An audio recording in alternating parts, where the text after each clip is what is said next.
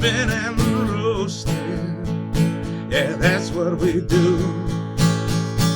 Set 'em up, knock 'em down, make that cherry glow. Whiskey and cigars, the gentleman's cologne. Cheers, y'all.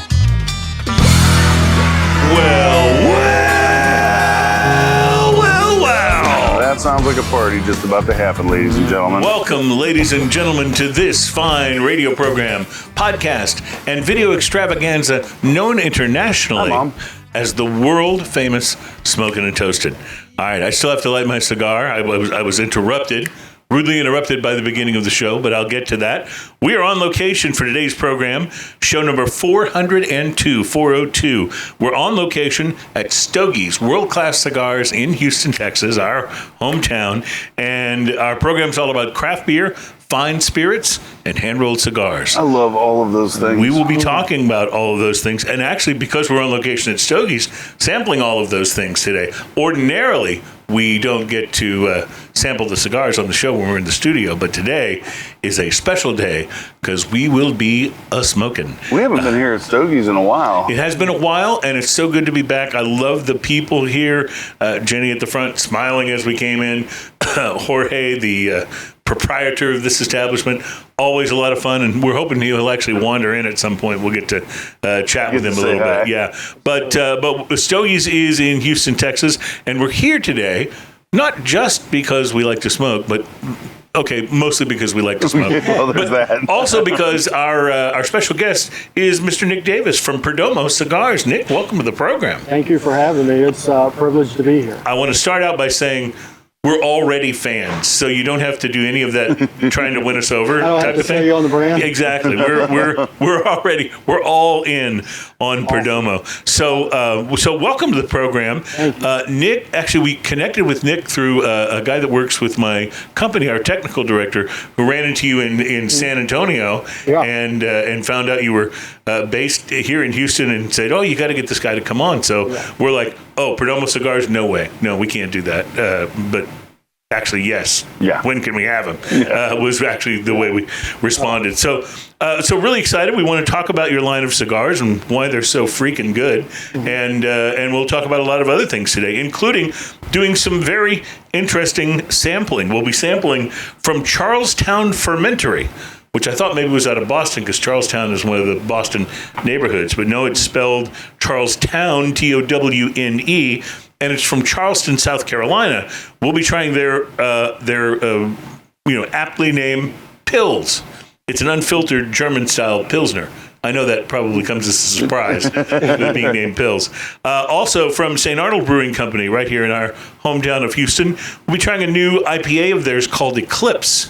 I haven't tried that one. That was, I think, brand new, right? Yeah, it is new. It came out around the time of the Eclipse, but the actual reason that it's called Eclipse because they use a hops called Eclipse in this particular beer. Eclipse That's all hops. Things lining up just right. Oh, yeah, just like when the sun blots out the moon for a little while.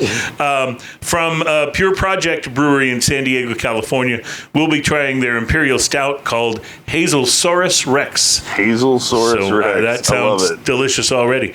And Ian has brought from his collection a Russell's Reserve Private Barrel Select Straight Bourbon Whiskey. So this is Eddie Russell for Specs Liquors who selected this particular one. And as you can see, I followed all OSHA safety requirements and took all the plastic off the top and cleared the neck to make sure that we have less spillage.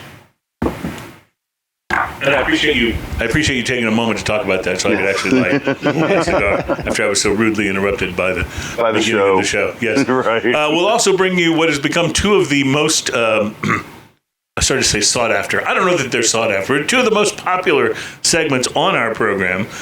One is the drinking fact, where we bring you an actual fact about drinking. And our drinking fact for today is, or our teaser for it, I am moving to Ortana. Hopefully that's enough of a teaser to get you. We'll get to that actually here in just a few minutes. Later in the show, we'll bring you the most popular segment, the thing we like to call Drinking News. Our Drinking News teaser headline. Was her crime a member-related misdemeanor or a phallic felony? So when I get a laugh out of the teaser headline, I figure good things are in store. Well, at least the headliner's funny. Yeah, exactly. I think you'll like it. We'll tell you about just a little report on the Florida cigar factories after the hurricanes, particularly Milton, and Conor McGregor is launching a line of cigars. We're wondering if they're going to be as disappointing as his whiskey. They could be. We don't know. We'll get to that. And wait, they're not from Perdomo, are they? They're not. Okay, unless good. there's some little side deal going on that I don't know about. Okay, good. No. And a new study finds that craft beer consumers, and I could have told them this, save them the money on the story. Craft beer consumers lose loyalty to brands that get sold to big beer. Oh, they had to study this? Yeah, they did a study and found that, believe it or not, that is true. That's what we like to call a Captain Obvious moment. Yeah, that's right. That should actually become a segment, the Smoking and Toasting Captain Obvious moment. Yeah. Do want to shout out a big thanks to last week's special guest, our good friend Roberto Rivas Villar and Danielle Gray from Angel's Envy. Oh, that was so fun. Still enjoying that Angel's Envy from last week. That was Triple Wood is so good. Baby, that is good. So Ian has brought today's Beverage of Mystery. And Beverage of Mystery, we have a little introductory piece, so let's do that now. The Beverage of Mystery. All right. The Beverage of Mystery music, by the way, is called The Visitor. It is from Shane Ivers. You can check him out at chosick.com. And the Beverage of Mystery is where one of us brings something in. The person who brought it in is the only person who knows what it is. In today's case, it was Ian that brought the Beverage of Mystery. So none of the rest of us know what it is, but we're now going to sample it and see what we think, and then Ian will do the big reveal. So I can't wait to see what you guys think. It's so interesting because this actually looks and smells good, which I'm just worried there's some sort of switcheroo because after all, you are the man behind Malort on this show. So this isn't Malort. I can tell that already. Look, it's not my fault that you fell from Malort like 3 times. Twice, not 3. Let's be accurate about this. Anytime more than 1 is too many. You're right. Fool me once, shame on me. Fool me twice. All right, have you had a chance to try it yet? Fool me, I won't get fooled again. No, have you tried it, Nick? What's your thought? He's going back in for a second sip, so it's obviously not that bad. No. It's mild, it's sweet. It's got a little sweetness on the finish that I was not expecting. I was expecting, more like a strong ale or something like that, given the color and the look. But it's not bitter at all. So I haven't tried this. I know what it is, but I haven't tried this. It has a little bit thinner mouthfeel than I was expecting it to have. Right. But the flavor's pretty spot on once you know what it is. Well, I'm getting almost a fruit sweetness, and I don't know if it's more that, like you would expect from the color of the beverage, more like a dried fruit, date, raisin type thing, or whether it's even something other than that. Maybe even citrus. Am I way off here? Maybe even wrong an direction apple. with citrus. What's that? An apple flavor to it a little bit. This is Maybe, really yeah. interesting. Are you ready for the reveal? I am. Is that the time of the show? Is that a Beverage of Mystery container in your pocket, or are you just happy to see us? A little of A and a little of B. Okay, actually. good to know. And we are trying. This is from Pigeon Hill Brewing Company. Yeah. It's called OCP, Oatmeal Cream Pie. Oatmeal cream pie. Okay. There's the sweetness we were talking about. Yeah. And if you taste it and then you retrohale just really gently, you'll immediately pick up that whole oatmeal cream pie. It becomes obvious once you know what it is. It's pretty fun. That's actually quite good, I have to say. I don't know if I would have expected it to be good, but it is pretty good. Brewed in beautiful Muscatine, Michigan. Okay. It says you down with OCP on it. that was the first thing I thought of when you said OCP. I am down with OCP. Cream pie, it's coming in at 6%. But I thought it'd be a fun one because it's not a canned cocktail like we end up with a lot of times. Right. I thought it'd be fun because it's just something different. I like it, and it is very different, and I would recommend it. Now, here's the telling question, Ian. Would you want a 6-pack of this, or is it just an interesting thing to try one? So the flavor on this while it is sweet and while it's a little off-centered, I think I could drink a few of these, like because it's not cloying sweetness, you know. Right. It's the flavor's there. It's good, but it passes. It's not like some of those artificial sweetener kind of things. It's not too sticky. So honestly, I could probably plow a 6-pack of this. Maybe not all at once, but Yeah. I think they really made a mistake in naming it. I think they should have just called it Little Debbie, Yeah. because that would have like nailed it. You'd have known exactly what to expect, right? Put a wig on that little oatmeal pie, you know. But I think they got the cream in there is in the aftertaste. Right. Because I think, isn't it the same cream that's in every one of their things? It's like, Oh yeah, it is. It isn't is. it in the Swiss cake roll and everything Yeah, else? except for the nutty, but you know, Right, except for the nutty Yeah. Buddy. yeah. And it's one of those things that, like the Twinkie, will survive us all in the case of nuclear right. annihilation. Absolutely. So You know the problem with oatmeal cream pies Yeah. is whether you buy the package of one or the big package, it's still a single serving package. that's a good Yeah. one. It's kind of like strip waffles. Oh, yeah. It's the same Right. thing. Yeah, you can buy the one, or going you can down. buy the big package of one. That's right. Yeah. Waffles are so But good. the interesting thing about that is, like, if someone would have offered it to me to show me the can, like, oh, oatmeal cream. Yeah. You might have But been more hesitant, right? After tasting it, though, it's like, Thus, I would buy that, and I would buy a 6-pack, and I would have people try it, because you're going to be surprised. Yeah, it's a thus great the- conversation piece. So Yeah. this is one that Yeah. my brother-in-law brought back from Michigan. So so I thought that would be fun to bring in as a beverage of mystery. I'll tell you, I think it's working. And I think we have just enough time in our segment here to get to the drinking fact. So, Terry, if you want to give us our announcer. And now it's time for another smoking and toasting drinking fact. And again, the fanfare is just, Fanfare. that's what I'm all about. So today's drinking fact, you may remember the teaser was I'm moving to Ortana, which sounds like a planet from a Star Trek episode, but it is actually a village in Italy, Ortana, Italy. And in Ortana, this is a true drinking fact, there is a fountain that dispenses free wine 24 hours a day, 7 days a week. What? How cool is that? Again, proving the Italians have figured out stuff that we're still years away from. Can you imagine being in the public square or whatever? There's 2 fountains, or bubblers, as we like to call them in New England when I lived there.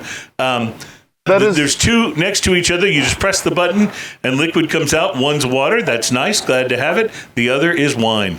That is simultaneously one of the most backwards yet progressive things I've heard. This is a good thing. I think it's a good thing. So there you go. Just take some notes. Today's drinking fact. Insert fanfare here. Because after all, the only real reason to do the drinking fact is to hear the fanfare. To hear the fanfare. Yeah, absolutely. So, all right, it is time for us to take a break. We got lots to talk about today. Perdomo Cigars with Nick Davis. We are also going to be doing some of the sampling that I mentioned. In fact, we'll get to some of that sampling next as we try a beer called Pils. Wonder what that could be. We will take a break and be right back. It's Smoking and Toasting.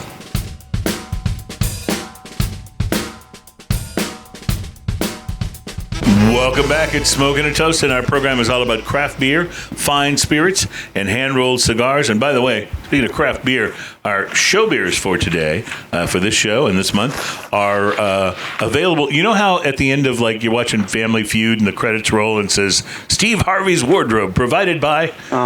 Yeah, we couldn't do that really with our wardrobe. We couldn't get a wardrobe provider. So instead, we got a show beer provider. And for this month, it is the wonderful Lone Pint Brewery in Magnolia, Texas, who make, as far as I'm concerned, one of the single best IPAs on the market. I'm drinking one of them now. Pretty It is the outrageous. Yellow Roses. We reviewed it, years ago on the program. And it's one that I try to never be far from. Just in case of emergency, especially. Nick is here from Perdomo Cigars, Nick Davis, and he's brought us some Perdomos, which we are smoking. Ian's smoking the Habano, which is a beautiful rounded cigar. Both Nick and I are smoking the 20th anniversary, which is kind of lately box pressed. What can you tell us about the blends in these two different cigars that we're smoking? He's smoking Habano bourbon barrel aged sun grown.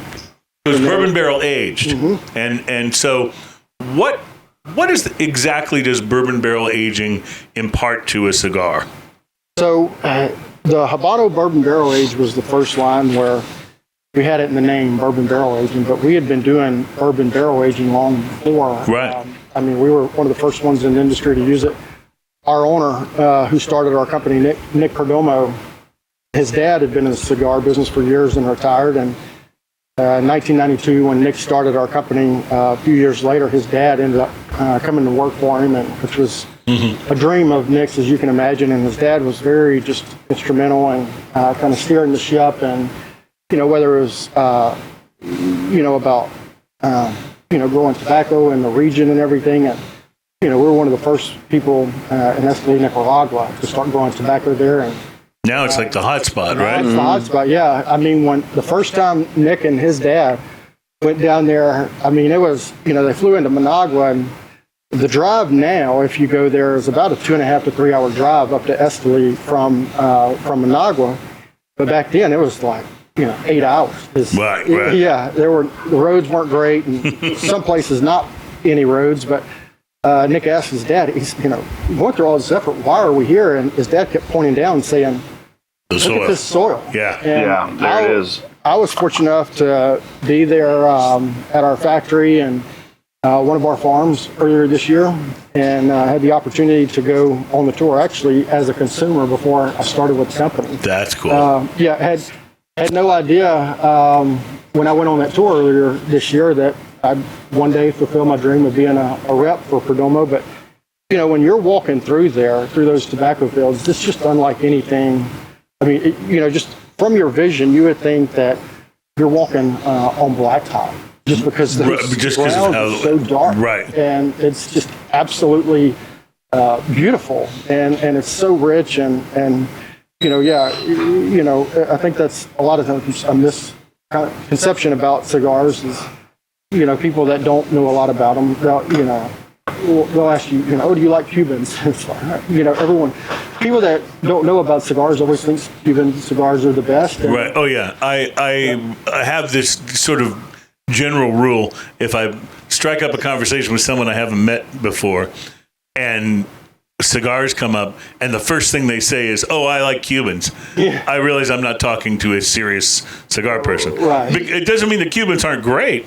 But Cuban cigars, you have to realize that they make great cigars, but they also make bad cigars. Mm-hmm. Right. And so many of them are fake anyway. So there's a good chance that a person who says, I really like Cuban cigars, may not have even had a Cuban. That's true. Yeah, that's true. Talk about selling the brand, Right. Absolutely. When we went on a cruise earlier this year, and we ended up at this place called Costa Maya, by the way, which is just a tourist trap. There's no reason. Don't even get off the ship.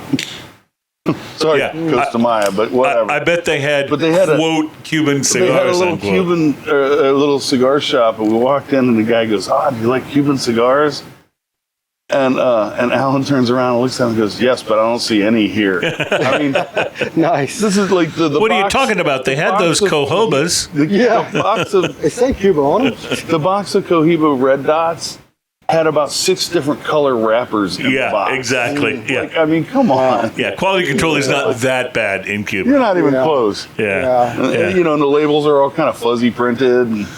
But in the case of barrel aging for a cigar, obviously the liquid is all out of the barrel, but some of it has soaked into the wood of the barrel. You put the cigars in the barrel and age them for a period of time. And what is it likely to impart? And I suppose you use bourbon barrels in most of these cases, right? Right. They're all bourbon barrels. Most of our barrels come from, the Buffalo Trace distillery and family up there. So we use all white oak barrels. Okay. And a lot of people think, or they'll ask, does that give the cigar a bourbon flavor? And Right. no, not at all. What it does is it acts as like a second fermentation process. Right. And, obviously, the bourbon barrel aged Perdomo cigars But every single cigar that we make, the wrapper, which is that outer leaf, all the wrapper leaves are aged in bourbon barrels. The Connecticut wrappers are aged for 8 months. The sun-grown wrappers, like what we're smoking today, are aged for 10 months, and then our Maduro wrappers are aged for 14 months. Wow. And what that does is it kind of crystallizes it, and it just gives it, ensures a great flavor. Add some aroma. richness, right? Right. Yeah. Right. And also, it can take out any bitterness. I talk to people, I hear it so often where people will say, I'm a sun-grown person or a Maduro person. I really don't care for Connecticut wrappers, but I like Perdomo's Connecticut wrappers. I love y'all champagne, We talk all the time about the champagne and how it is one of the, if you're a person who likes, like you were saying, Maduros or sun-grown or something like that, that champagne is one of the best Connecticut wrapper cigars you can smoke. Yeah. And one of the reasons is because of that bourbon barrel aging process. And that's exactly what they say is y'all's champagne or your Connecticut wrappers just don't have that bitterness that a lot of others do. Right. All right, hold that thought. We got to take a break, and when we come back, we'll talk more about that and sample this pills that Ian has poured. It's Smoking and Toasting.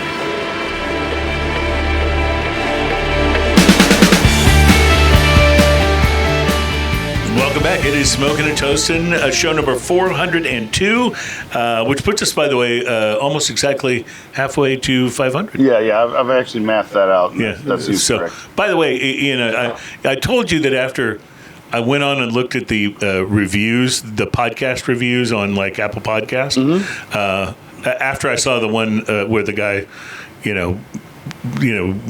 was like pretty down on us, said nobody cares about those guys, Alan Denny and Chris Hart. Yeah. I just kind of stopped looking at reviews, but I was just looking back at my Smoking and Toasting podcast feed, and I was just scrolling down to see some of the previous shows, and just happened to come across another review. Or actually several of them, and I couldn't help myself. I read a couple of them were very complimentary, and then a guy said, "Guys, we get it. We've heard the jokes. Stop repeating them." And so this takes me back to the fact that no, you don't get it, because if you do get it, you would understand a thing that Ian and I say on the regular, which is jokes do become funnier the more times that you tell them. That's just a Smoking and Toasting joke in fact. Sometimes retelling a joke so many times is its own joke. Right. I mean, so that brings in a whole tertiary level of funny. Plus, every show that's out there has its thing, right? So maybe our thing is just telling those same jokes over and over, watching them get funnier and funnier as the years go by. So, no joke, though, to talk about how meticulously the cigars at Perdomo are crafted and in many cases barrel aged. What percentage of the cigars in your line are actually barrel aged? Is it all of them? 100% of them. 100%. Yeah, every wrapper on each cigar is bourbon barrel aged. Like I said, with the Connecticut for 8 months, the sun-grown for 10 months, and the Maduro for 14 months. So that's something we do. It's an extra step, an extra process. Takes much longer to make the cigar, but we know that that's one thing unique about Perdomo, and what really makes our cigars special. Another thing we do is we draw test every single cigar that we make. Wow, that's so cool. We make just over 100,000 cigars a day. So that's a lot of cigars. That's a lot of draw testing. It is, but how many times have you had a cigar, not a Perdomo, where you're smoking it and it's just work? I mean, that is my least favorite Right. thing to happen with cigar. I'd rather it flake and the wrapper crack, and sometimes you can still get a good smoke out of that. You have to work at it a little harder. Yeah. But if it won't draw, The cracked wrapper where you have to hold your finger in that one spot so it doesn't leak and you can get a decent draw. Right. absolutely. Yeah. And I don't have it with me today. That is 100% less annoying than I don't not being able to draw. Absolutely. Yeah. I don't have it with me today, but I will bring it in and show it on the show. I finally bought the cigar tool, which is a really long, thin metal piece that's got these little barbs on the end of it. And if I have a cigar that even remotely feels like it might be giving me a draw issue before I light it, I use that, put it in, kind of twist it and pull it back to open up a little path for airflow. Yeah. And it's surprising how much more I enjoy cigars. That to me is the one thing. If I light a cigar and I cannot get the draw to work, I won't finish it. I'll just start another one. And you feel like, you wasted your money. Right. So, and that's why we think it's so important to draw test every single cigar. Is, we're one of the things, we're known for many things, but quality and consistency. Our cigars drawing perfectly each and every time, and also our price point and availability. So, how does the draw test work? Does this mean somebody in the factory has actually gone right on this cigar before? That's what I did before I became a salesman with them. Oh, okay. They don't like that here at Stogie's when you go into the humidor and do that. Right. Yeah. It's not. It will not make you a favorite customer. Yeah. So, what you see on our factory tour is we have a couple rooms that are draw testing stations and several draw testing machines, and each cigar.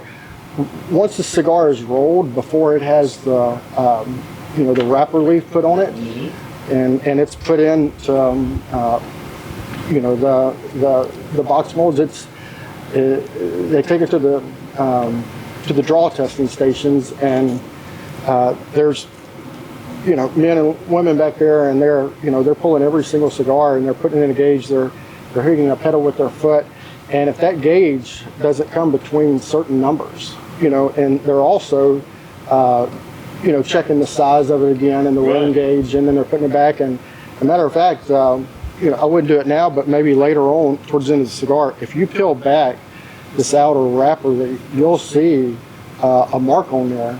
And that's kind of, their check, because after they get draw tested, they get marked showing that they have been draw tested. And a lot of people ask, well, how often do y'all have, cigars get kicked out because they didn't pass a draw test? I mean, it's, out of, 100,000 cigars a day, it's, like less than 10%. And, and our process is we don't just throw it away. We take the cigar back to the roller, and, they look to see on the sheet who the roller was, and they take it back to them, and they undo it, and they have them re-roll it just to kind of show them, where the mistake was. And a lot of times they'll even have the roller smoke the cigar just so they can see, what the issue is. Yeah. Correct. Well, now that you mention it, I don't recall ever having a Perdomo cigar that did not draw well. And this one that I'm smoking today, this 20th anniversary, the draw is perfect. Yeah. I mean, it's exactly where I like it.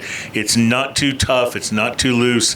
It's just perfect. You draw on it and get exactly the mouthful of smoke you want. I get a little sketchy sometimes when you get a completely effortless draw, because I always think that's going to burn pretty fast and pretty hot. Right. These always have just a light, very light resistance, but makes it just right. Absolutely. Right.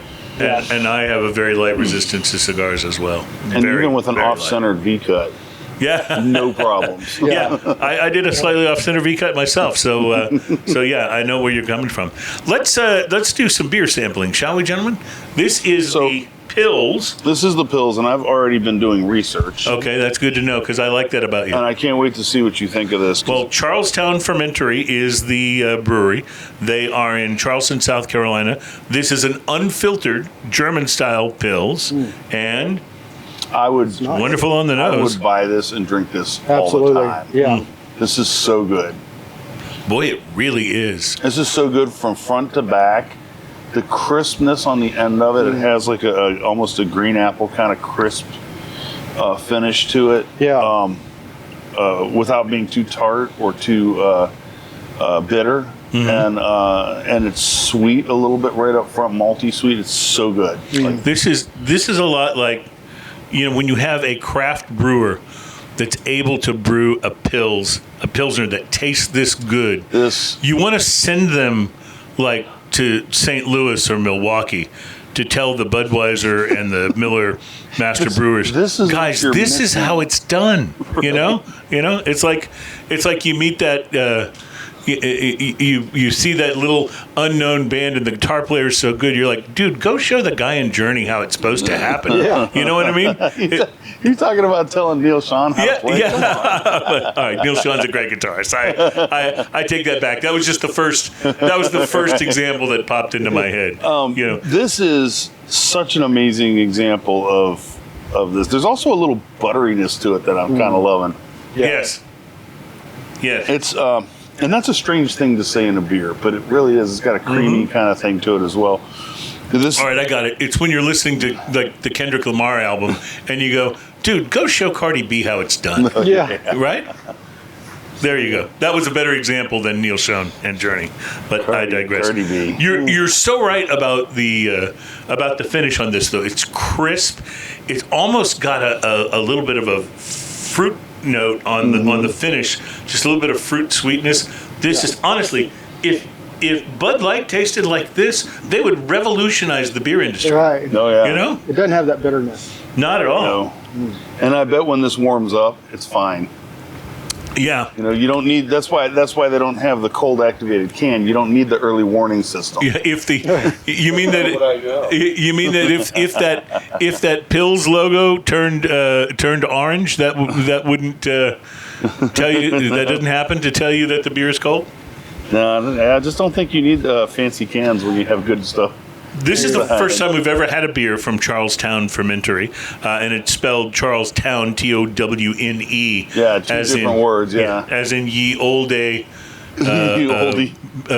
Fashion shoppy, but no, it's really good, and it almost makes me want to say we've got to try some other beers from this brewery. 100%. Yeah, dude, this Pils is an amazing flex from this company right here. This is so good. Yeah. absolutely loving it. What a great way to start the tasting portion of the show.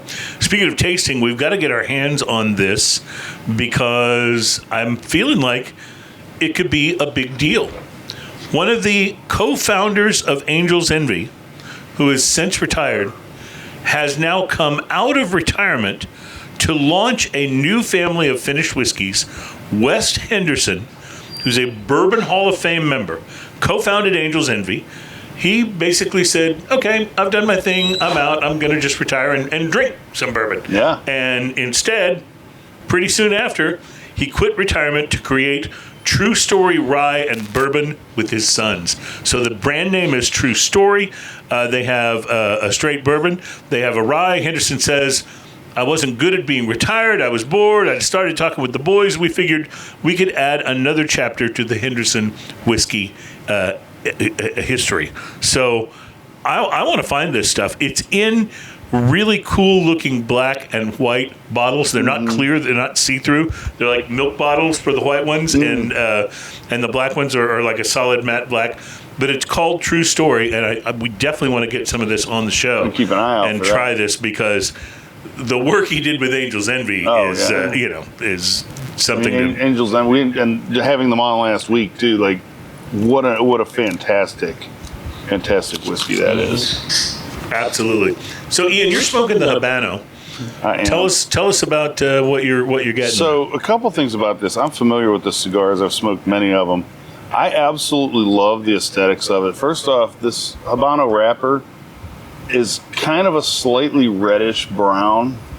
It's a little weird to see in this light here, but it's kind of a reddish brown. And then the label is a very coppery and brown, right, but shiny coppery, and it is just beautiful. And we mentioned how it, well right? they go together. Like, it's really design-wise. Yeah, and it looks so very classy pleasing. because this particular one has a header and a footer as well. Not all of their cigars have that, but it just looks so good on the shelf. And then flavor-wise, it's super. You get the earth, you get this super nutty and toasty kind of note going on. There's a little bit of underlying sweetness happening to it. And it's just such a well-rounded cigar all the way around. Yeah, absolutely. Absolutely. How many different cigars are in the Perdomo line? Actively, you've got about 12. About 12, yeah. which by today's standards is not a lot. I mean, I love you, Rocky Patel, but you're killing me. You've got 400 different, I'm exaggerating, but there's so many different cigars in his line. It's like, oh, man, I haven't even tried all these others. You're releasing a new one. But I think that's one of the really interesting and maybe kind of unique things about Perdomo is you seem really focused on what you have instead of trying to put out a new cigar every other month. When you put out a new cigar, it's like, it seems like you put out kind of a line of things. Like I remember you had the series of cigars to match with the beers for a while. Those were so good. Yeah. That was a series of 4 cigars, right? Because you had one for a lager, one for a IPA, one for a stout, and I can't remember what the other one was, but I remember those. Those were so fun. Yeah. It's so fun to try with the suggested beer too. Because that would be on our shelf talkers, like which beer to pair it with. Sure, yeah. And it was neat, but one thing that as a salesperson, I really love about Perdomo is when I go visit a customer, I'm not having to, get my rear end chewed because of back orders and things taking too long to ship. Right. And it's a blessing, especially right now in the industry and everything. But and that's because we really focus on our brands that we do and not having just this huge variety of things. And we ended up losing about 18% of our workforce down in Nicaragua to the border. And so, we trimmed it down and just really focusing on our core brands and making sure we always have those in stock and ready to go. Yeah. And it's working. Yeah. I'm telling you, it is working. Yeah. All right, we do have to take a break. Want to talk more about this when we come back. Plus, we have more to taste, including an IPA called Eclipse, which is a new one from one of our favorite breweries, which is right here in our hometown, St. Arnold Brewery. So we'll be getting to that, and there's a lot more to talk about. This is Smoking and Toasting. We're on location at Stogie's, world-class cigars in Houston, and we'll be right back.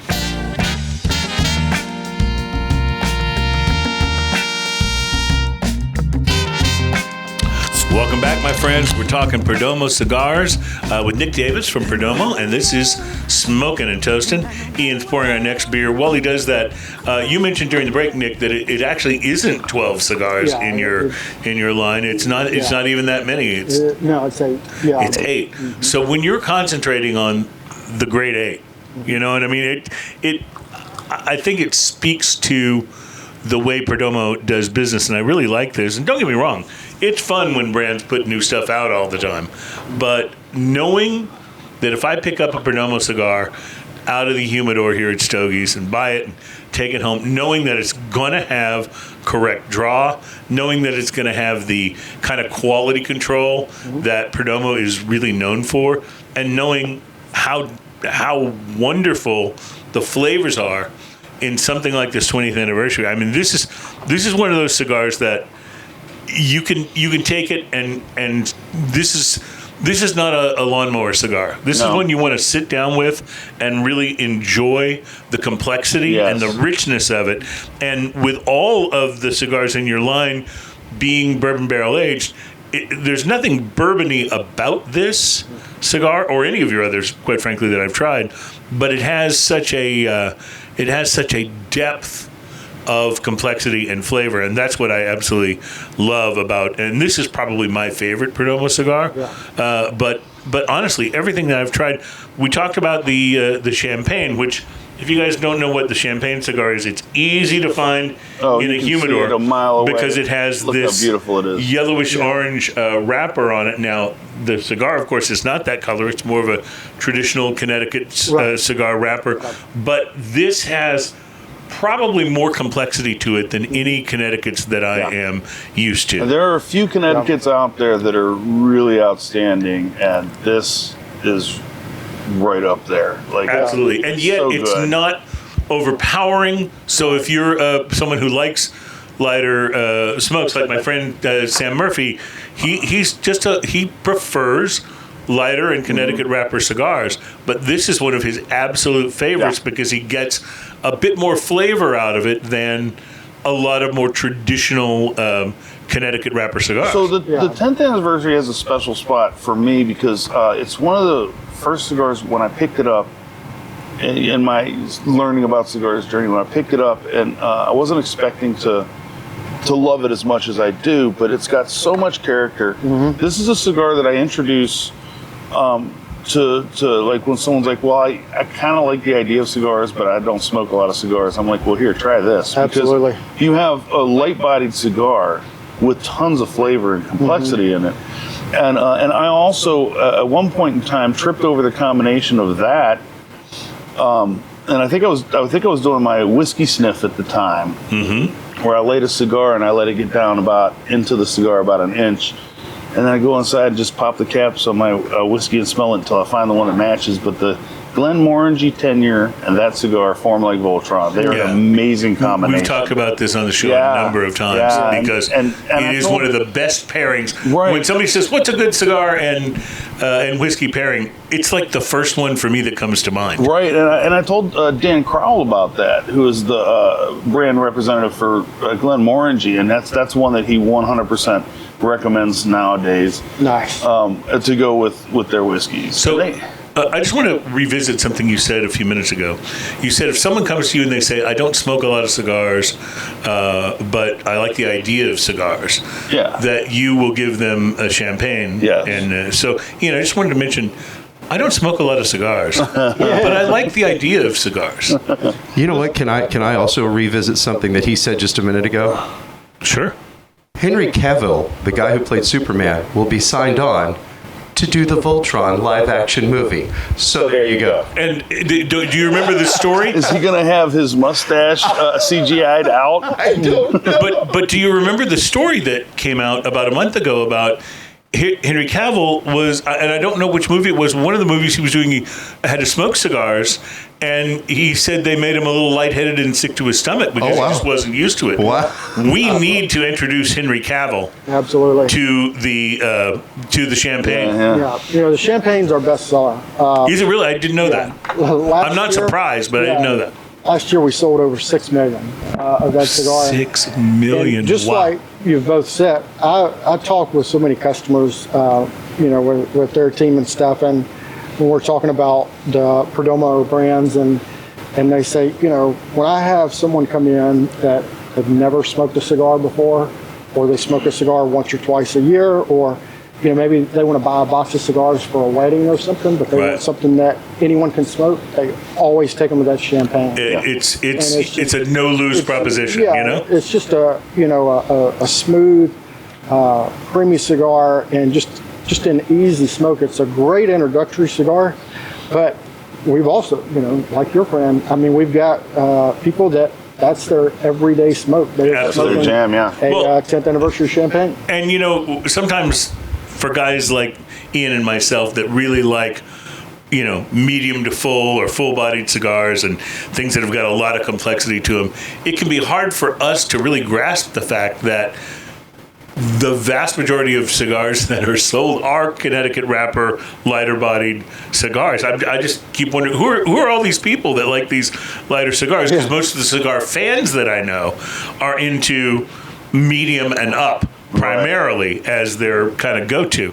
But you're pointing out, it doesn't surprise me, though, that the champagne is your bestseller, because it's a cigar that even medium full guys like Ian or myself absolutely love, respecter, so as well as new smokers. All right, we got to take a break. Hour 2 is coming up on the show. We haven't tasted this yet, so we'll get to it in the next segment. But this is the Eclipse IPA from St. Arnold. So that's coming up next. Drinking News is on the way in the second hour. You are listening to and watching Smokin' and Toastin'.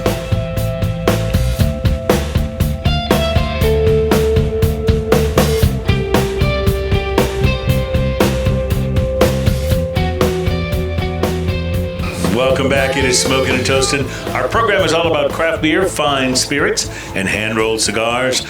We are on show number 402, and we're on location at Stogie's World-Class Cigars in Houston, where they have one of the more amazing humidors, I guess, that I've seen in a cigar shop. Nick, you obviously represent a large territory dealing with smoke shops. How does the Stogie's humidor stack up to others in other cities? It's surprising. That's one thing great about my territory. I have several humidors that, if you're around Houston area, also, several around San Antonio, South Louisiana, and then even some in central Mississippi. So, and that's my territory. It's southern Texas, from Round Rock south, and then southern Louisiana and central Mississippi. That's a pretty big area. It is, but I'm very blessed that I've got several customers that have huge Perdomo walls, as we call them. Oh, that's so cool. It makes it a lot of fun. Yeah. There is. But Perdomo's got a presence too, because in rare occasions, like my humidor is back to being pretty full now, but in rare occasions where my humidor gets a little empty, there's a convenience store not too far from my house that opened up. They have a humidor in there. And they always have the 10th anniversary Churchill in there. Nice. So that's my go-to at that humidor every time. Yeah, that's right. Absolutely. Well, I will say this. I've used this program and our platform here several times to be critical of the guidance counselors in my school. I've always told them, if you had explained to me jobs like master distiller, I would have paid so much more attention in math and chemistry class, right? Right. Way more attention. It just didn't. But I was that guy. I was that kid, that student that was like, when am I going to use this in my real life? Right. But I also wish that my guidance counselor had told me that a job like cigar representative was a thing. Because I would have said, how do I prep? What classes do I take? What school do I need to go to? How do you get a job or how did it happen for you at least? So, Perdomo, this is my dream job. Has been you for mentioned about that earlier, years. I've been a big cigar fan for a long time, long before it was legal for me to smoke cigars. Just always been intrigued with them.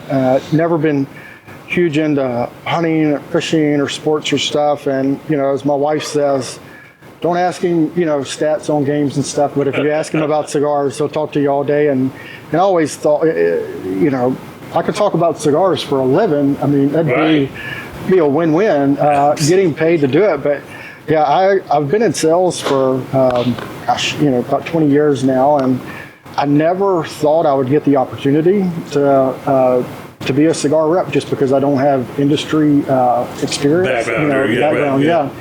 And so, even though it still remained a dream and something, I never, really chased it hard. But I ended up, I met a guy named Chris Harper, one of our sales reps that's out of Atlanta. He was covering the Jackson, Mississippi area years back. And it was probably about 12 or 13 years ago when I met him, and just so impressed the way, number one, the way he presented himself, but also the way he talked about the company, the way he talked about our products.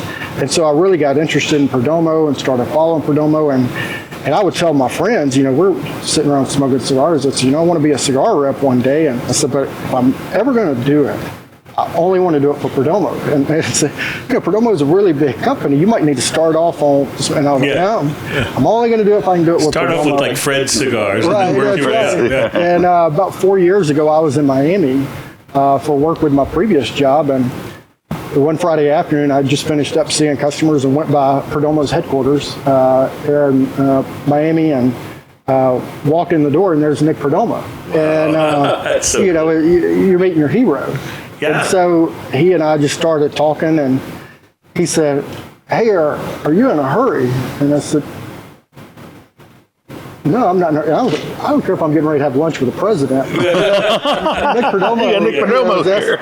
And he said, I'd love to hang out and smoke a cigar with you. And I'm like, I couldn't believe it. So he gave me a tour of the corporate office there, the distribution center, which is just fascinating, the brains and operation behind that. And, Nick was so nice. We had been talking for a while, and he said, well, do you come to Miami often for work? And I said, actually, this is my first time in Miami. And he said, well, it's a great city, but you get turned around pretty easily. He said, look, here's my cell phone number. Call me if you need anything while you're here. And I'll if you get in a bind or need something. And I just thought that was really nice. And then, the fact that he spent about 2 hours with me just visiting and having a cigar. And you were just a guy that walked in the door at that point, right? And that's what I told him. I said, I didn't have an appointment or anything. I know you were very busy. He was like, no, this is what I love to do. And it really is.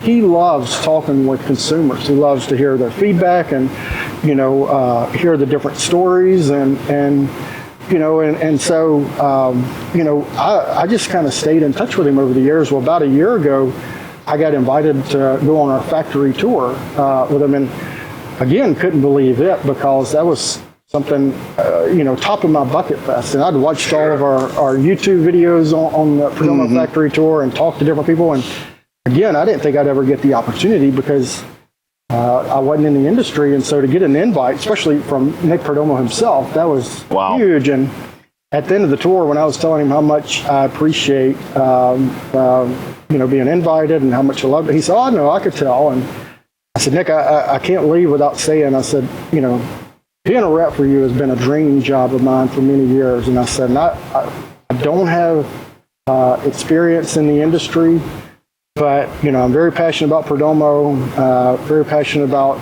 your cigars. I said, if y'all ever have an opening for a sales rep and y'all would entertain the idea of hiring someone from outside the industry, I'd love to talk. And he said, well, actually, our Houston-based territory just came open, and he said, you have to move to Houston because I was living in Jackson, Mississippi at the time.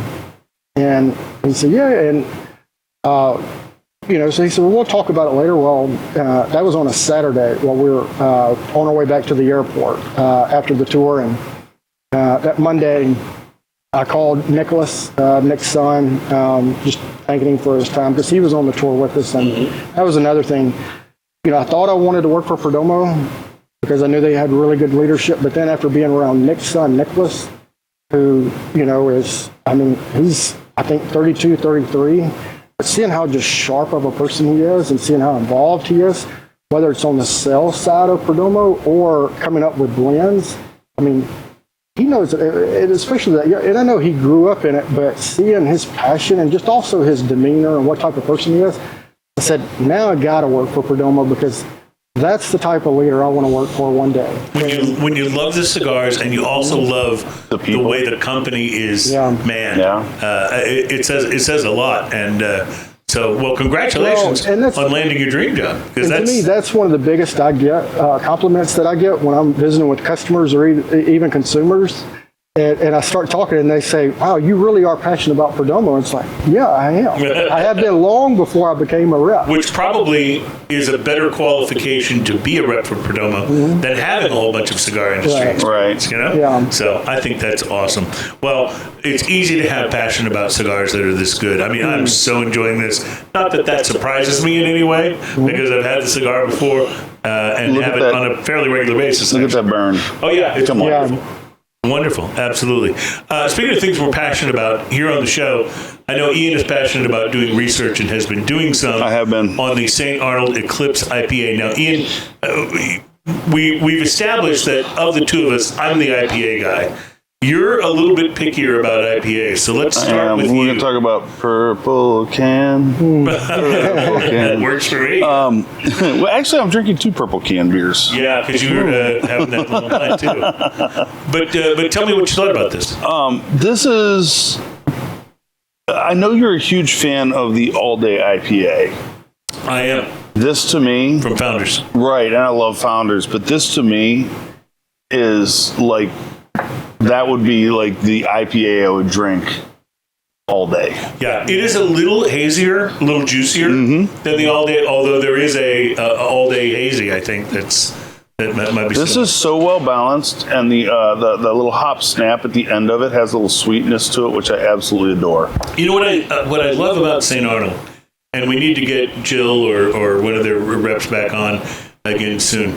I love that they almost go against trend. When everybody and their cousin was releasing multiple IPAs, they kind of had Alyssa and Art Car. Yeah. And that was it, And now that everybody's working on Pilsners and other things, they've kind of quietly come out with their Juicy IPA, which is one of my favorites, the Harmony, which is another hazy, and now this Eclipse. This is 100% hands down my favorite of their IPA lineup. Even more than the Banger. Even more than the Banger. Wow. The Banger's good. Yeah. The Banger's real good. But this, I think, this one checks every box. It's just so interesting to me that now they're coming out with these spot on IPAs, Yeah. because this is spot on. And if you are even remotely interested in this style, I suggest it. And if you're an IPA guy like me, you haven't tried them all until you've tried It's a this. good day for beer today. It is a good day for beer. Because that I like Pils that. we had earlier was outrageously good. I like that. Yeah, so we're batting 1,000 so far, and still to come, by the way, from Pure Project Brewery in San Diego, their Hazelsaurus Rex Imperial Stout. So we have that. to look Hazelsaurus forward to. Rex. And of course, in our next segment, we'll be trying a little bit of this Russell's Reserve whiskey. All of these so far, and by the way, I just want to also mention about Eclipse IPA, not fighting with my cigar. And that's another thing about it. Yeah, 100% it goes well with a cigar, And which is a little strange for an IPA. I love IPAs, but some of my favorites I will not have when I'm having a cigar because they just don't work that well together. The IPA bitterness in some of the IPAs can make the cigar feel a little bit bitter, and there's nothing bitter or harsh about this cigar, and you wouldn't want to bring that element into it, but it works perfectly with this Eclipse IPA from St. Arnold. It just, and I don't know that it doesn't fight it at all. It kind of, the flavors kind of coexist with each other instead of, I don't even know that they blend, but they kind of just coexist next to each other and don't fight each other at all. It's very interesting. I'll just mention to those of you guys who are listening to or catching the show and you're outside of Texas, our home state, we would love to try more beers from your area. So if you want to go online or go to our email, which is st@rfcmedia.com, st@rfcmedia.com. If you want to go to that and send us an email, say, hey, I live here, I can send you some of my local beers, we will absolutely reciprocate and send you some 100%. beers from our local area. And one we'll be sure to include is this Eclipse IPA, because this thing is fantastic. Yeah. It really, really is. All right, we have to take a break. Drinking News is right around the corner, and we have some whiskey to try, some Russell's Reserve. I'm excited about this. This is a Private Barrel Select straight bourbon whiskey from Lawrenceburg, Kentucky. We'll try it when we come back. It's Smoking and Toasting.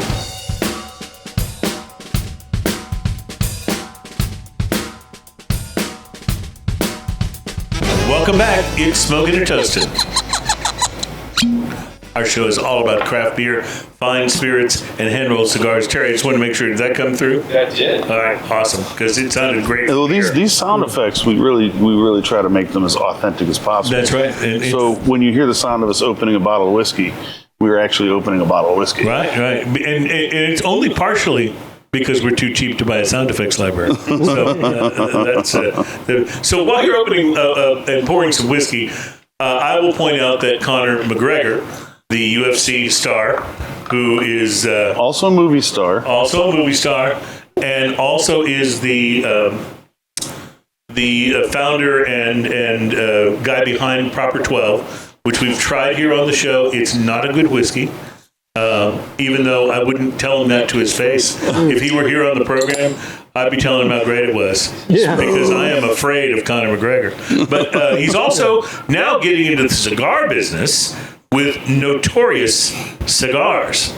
And we can only hope that he will do a better job with the cigars than he did with the whiskey.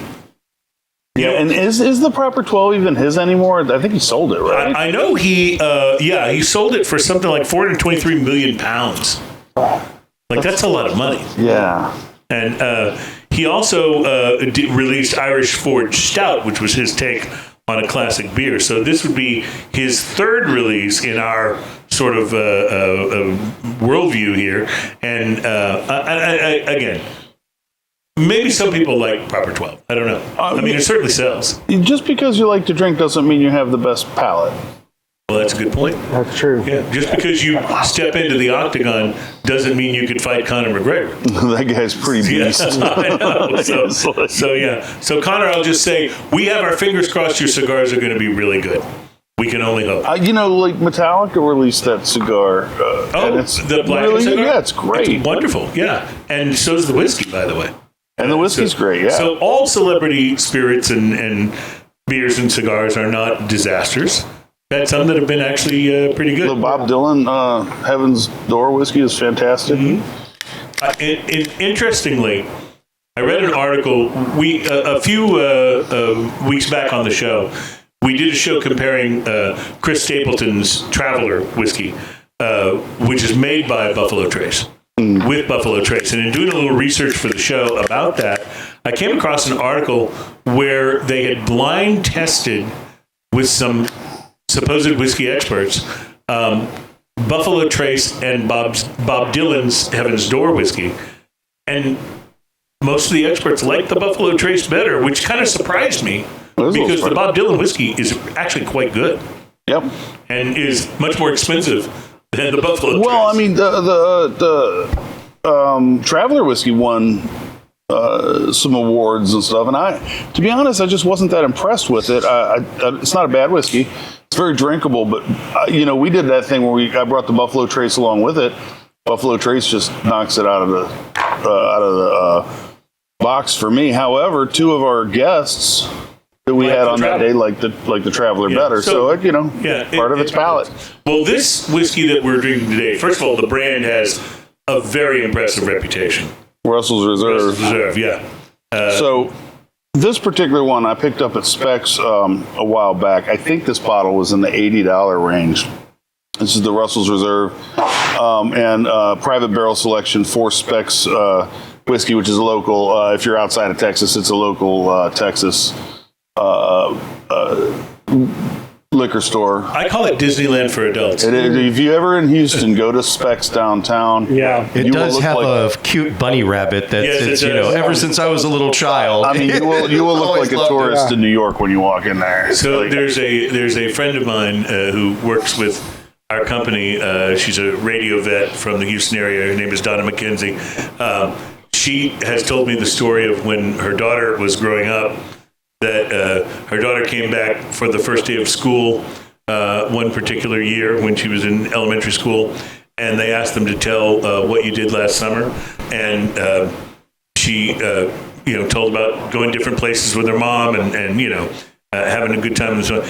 And the teacher contacted her mom and wanted more information on what this store was that her daughter kept talking about that they went to all the time, that her daughter called the bunny store. The bunny store. Turns out it was Specs because their mascot is a bunny. So it kind of told on my friend. I have a little. I used to go with my grandfather, and when I was little, it was like, yeah, the bunny store, that's cool. Yeah. I have a little bit of a story like that with my nephew. My nephew came into town, and he was, all of 8 or 9, 5th grade, maybe 10, 11. I don't know what 5th grade is, but it was about 5th grade. And so I picked him up from my mom's house. Why do I picture like Uncle Buck? He came into Houston to stay with me for a weekend, and I had some errands to run. So we took some recycling down off of West Park to the recycle area there, and we were throwing the bottles into the bottle recycle thing, and one of them broke, and he kind of looked at me. I was like, oh no, let's have fun with this. So we sat there and broke bottles, and by the way, that apparently was just so much fun. Oh yeah. And one of the other things I did was I swung by Specs and bought a few cases of beer, including the Christmas ale, which was just released from St. Arnold. And so he goes into school. And they're like, what did you do over your Christmas break? And he writes a paper that says he got to go hang out with his uncle Ian and broke beer bottles and then went and bought $100 worth of beer. So Uncle Buck was pretty darn close. You just didn't take him to the horse track. The funny part of this, his teacher knows me. His teacher was a girl I went to school with, and she knew me, and she just thought it was the funniest thing. And we've got to wrap up the segment. We haven't tried the whiskey yet, but can I ask you to pour me another one? Because I inadvertently dropped ash in this one. I bumped my cigar against the microphone, and it dropped ash right in there. And so now that whiskey looks like one of Ian's favorite beers with a lot of chunks in it. Tobacco stain. Yeah. So while he's doing that, we will take a break. Drinking news is next. Plus, we still have whiskey and a stout to try as we smoke Perdomo Cigars. It's Stogie's world-class cigars in Houston. It's Smoking and Toasting. Nick Davis from Perdomo is with us, and we'll be right back.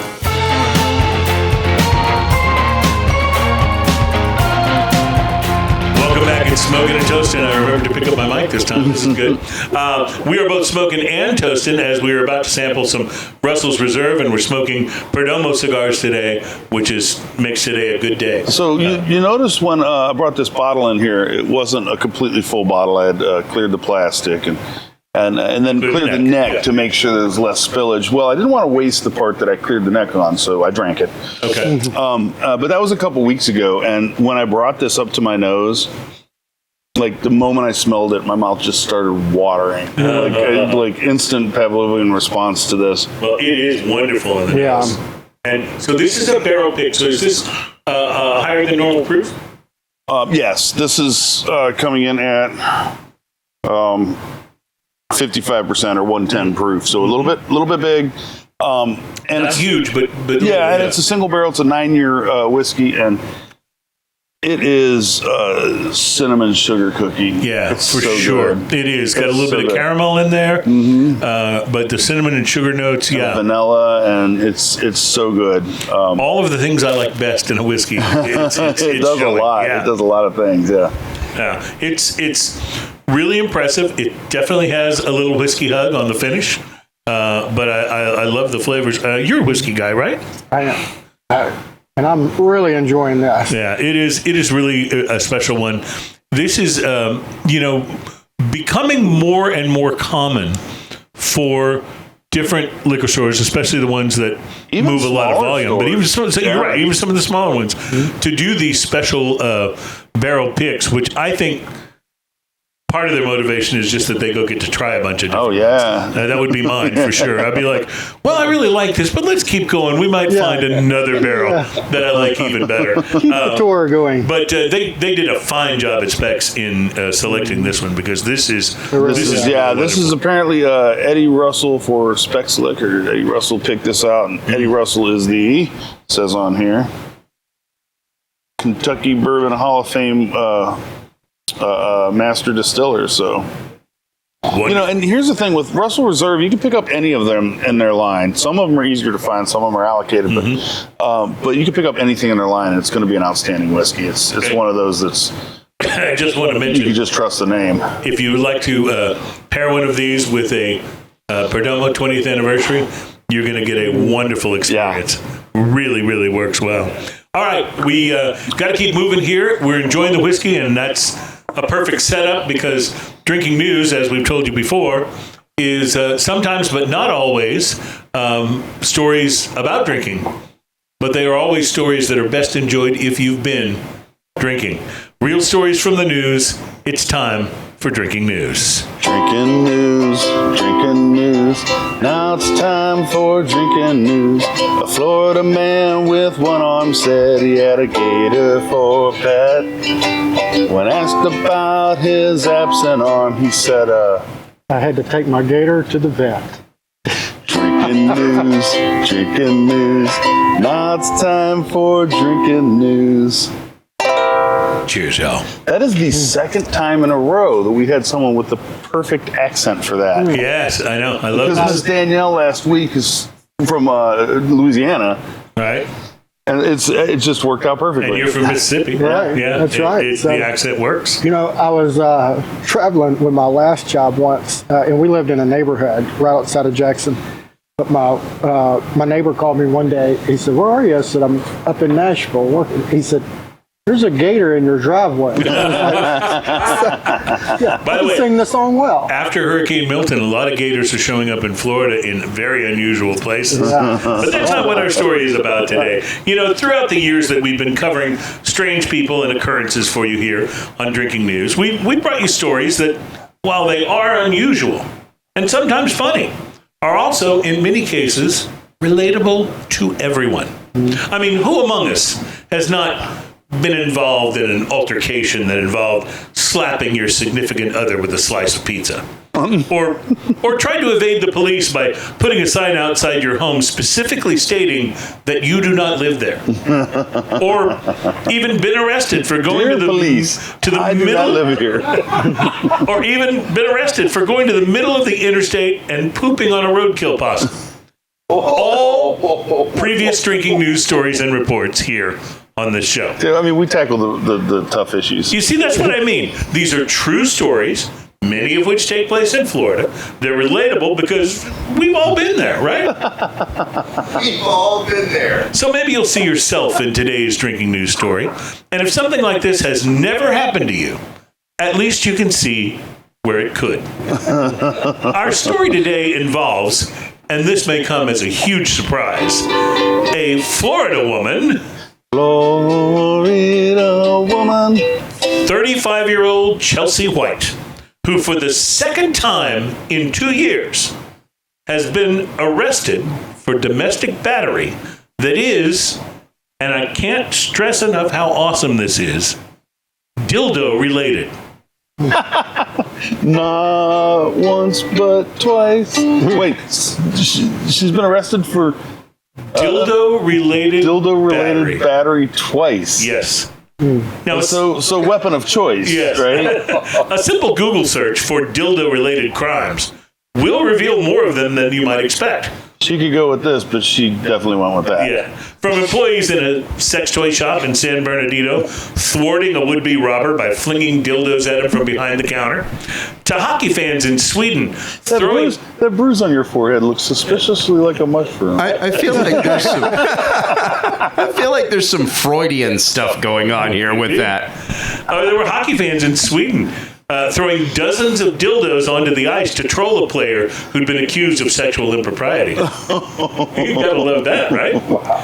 But Florida woman Chelsea White has a somewhat different story.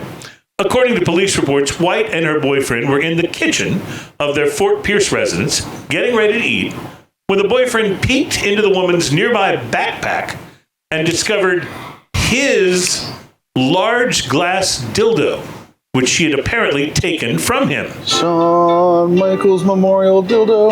It's important to note that the dildo belonged to him. The couple, I heard that. I thought That was a thing. the couple apparently got into a physical altercation over the fake phallus, exchanging blows and making... Get your dirty paws off my silky. I'm sorry, again. They exchanged blows and made a bit of a racket. At one point, the scuffle died down, but the boyfriend told police that White started hitting him again when he went to grab the backpack. Hey, can I say this on there? That's kind of a dick move. I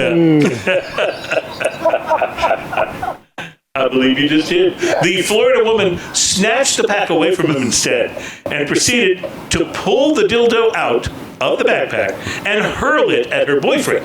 Now, fortunately for him, her aim was about as good as a politician throwing out the first pitch at a baseball game, which is to say not great. And the prosthetic penis missed.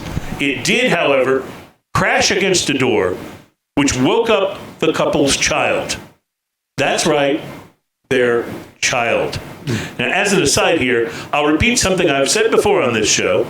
You have to have a freaking license to catch a fish, but any two morons of the opposite sex are completely legally free to create a little person. I'm just saying. But in any event, the Florida woman grabbed her bag, now without the dildo, and exited the house, but she was found by police a short time later and arrested for domestic battery, because apparently assault with a dildo is not on the record books as a crime in Florida. Perhaps you always wonder how certain laws come into existence. Yeah, right. Why does this need to be passed? Somebody had to do it first. And the biggest answer, I think, is mostly because Florida. Yeah. Well, what is on the record books in Florida is that this was not the first dildo-related crime for this particular Florida woman. White was apparently busted in late 2022 when a verbal argument over a handbag and a sex toy turned violent. This sounds familiar. Investigators say she kicked and bit the victim, who had asked White to return the sex toy to him because he owned it. Here we go again. White, however, refused to give the sex toy back. She was subsequently found guilty of battery and sentenced to 12 months probation, in addition to paying an $800 fine and completing a batterer's intervention program.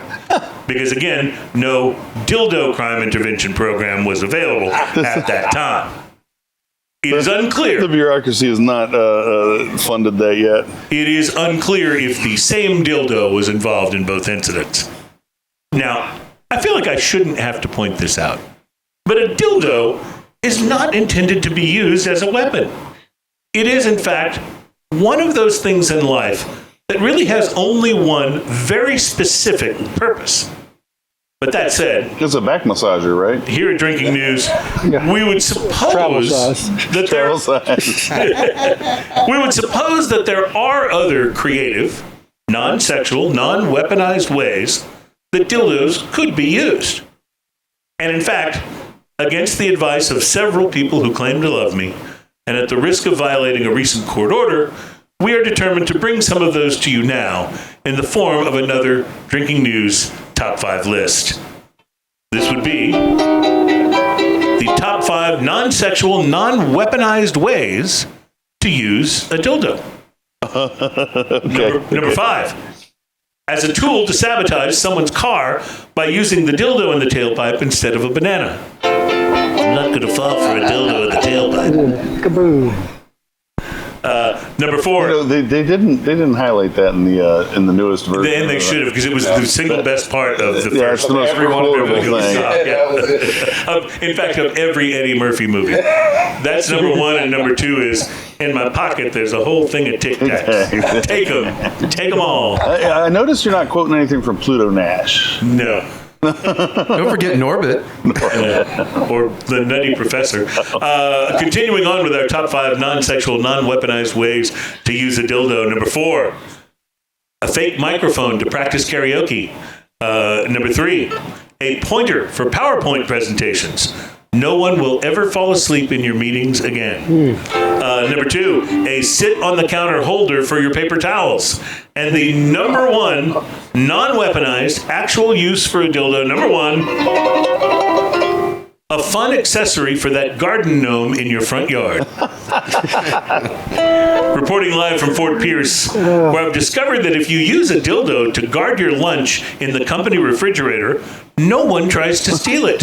My name is Cruz, and that is your Drinking News, Drinking News. That's our time for Drinking News. cheers, y'all.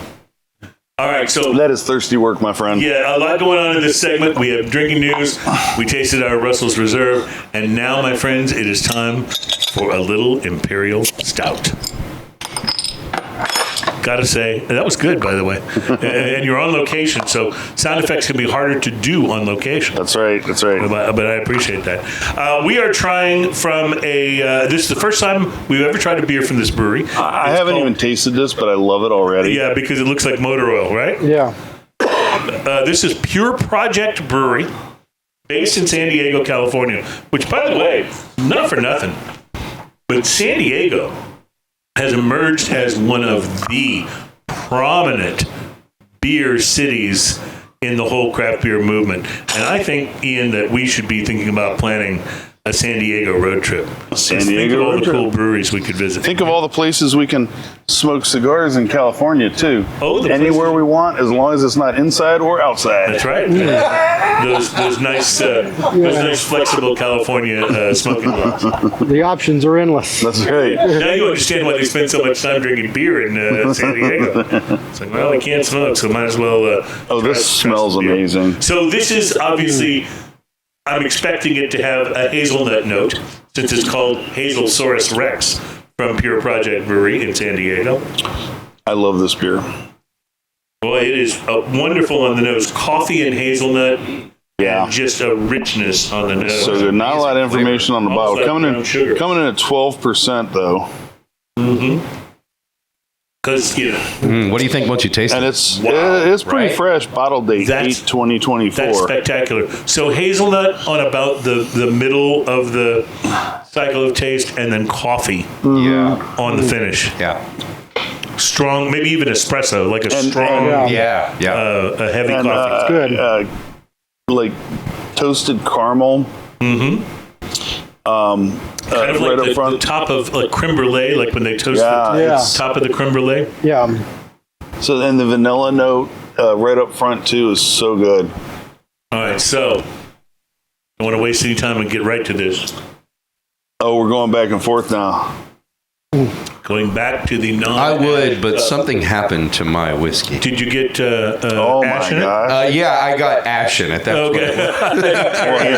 Well, for more whiskey. I'm gonna fix that. So going to the For those going of back you to the with- whiskey, With I don't broken know that whiskeys, I don't know that it changes it a whole lot, or help yourself. but it kind of amplifies the flavors that we were already getting out of the whiskey. The cinnamon and the sort of almost snickerdoodle Yeah. sort of a taste amplifies that. All right, we're going to talk more about this when we come back for our final segment. But we do have to take a break. It's Smoking and Toasting, show number 402, on location at Stogie's in Houston with Nick Davis from Perdomo Cigars doing his dream job. And we'll be right back.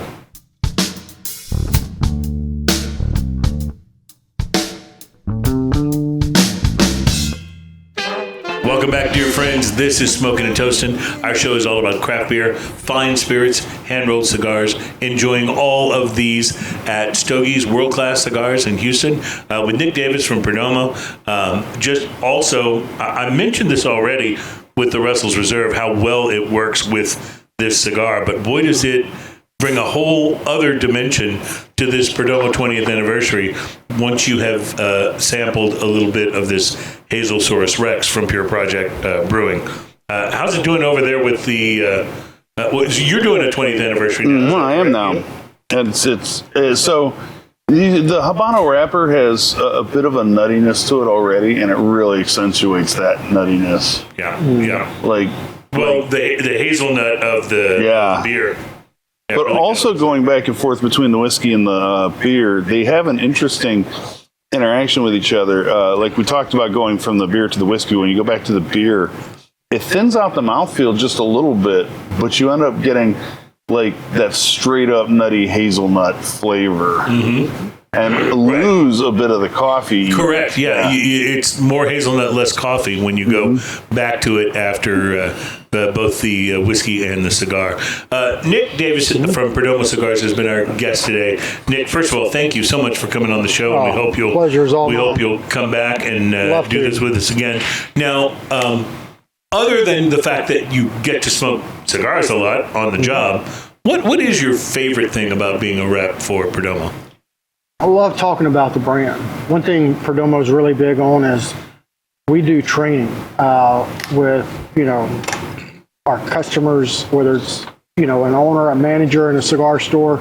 We even do training with consumers. Whenever I'm in a humidor working, doing restock or something, and I see a consumer, I always introduce myself and ask if I could tell a little bit about our brand. And I either get I've never smoked Perdomo, or I've only had it a few times, or I get somebody that says, "Oh, I'm a huge fan," and a lot of times things I'm telling them about our brand, they already know. But it's fun, and it's I don't know, I could talk for hours about our brand and some of the things that just make us unique, and I just try to tell people some of the different things that really set us apart from other manufacturers. Like one thing people love hearing about the bourbon barrel aging.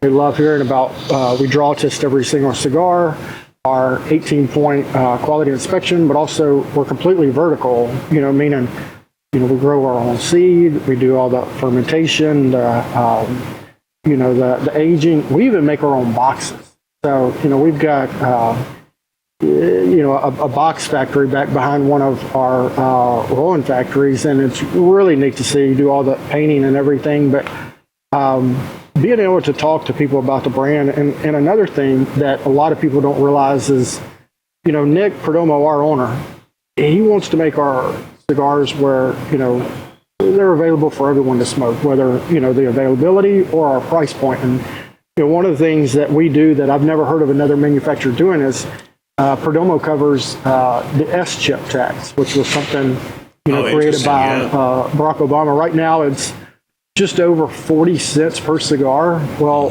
Perdomo absorbs all that.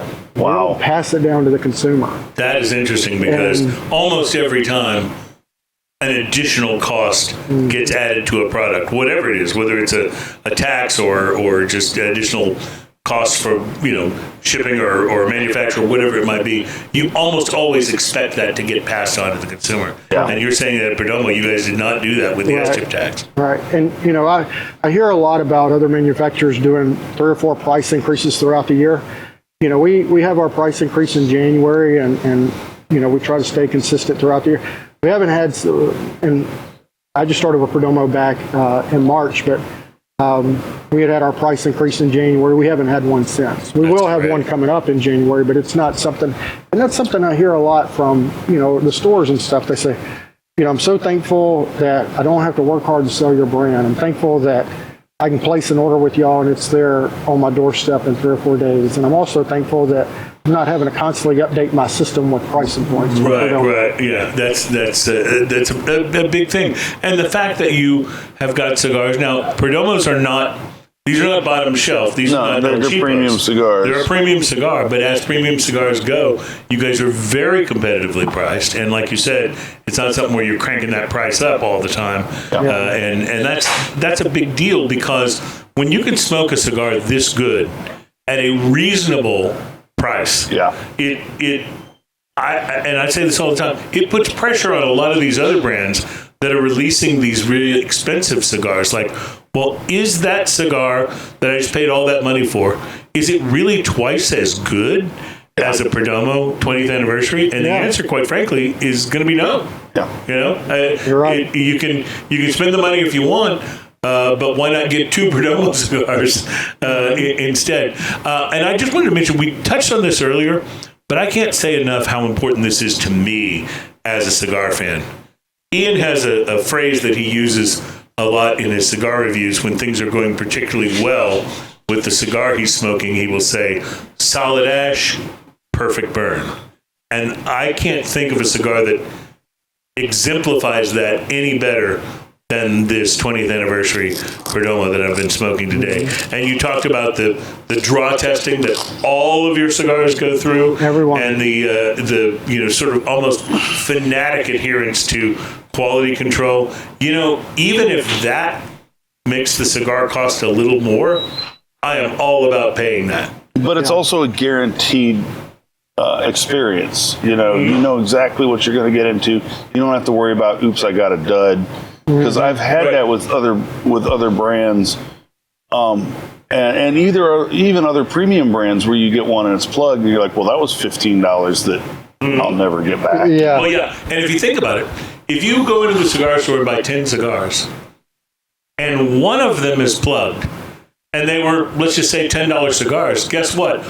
All those other cigars just went up by $1. Yep. In terms of your actual realized value, right? And we do something here on the show that when we talk about cigars that we're smoking, we call it the price to quality index. And it's a 1 to 10 scale, but a 5 means you got exactly what you paid for.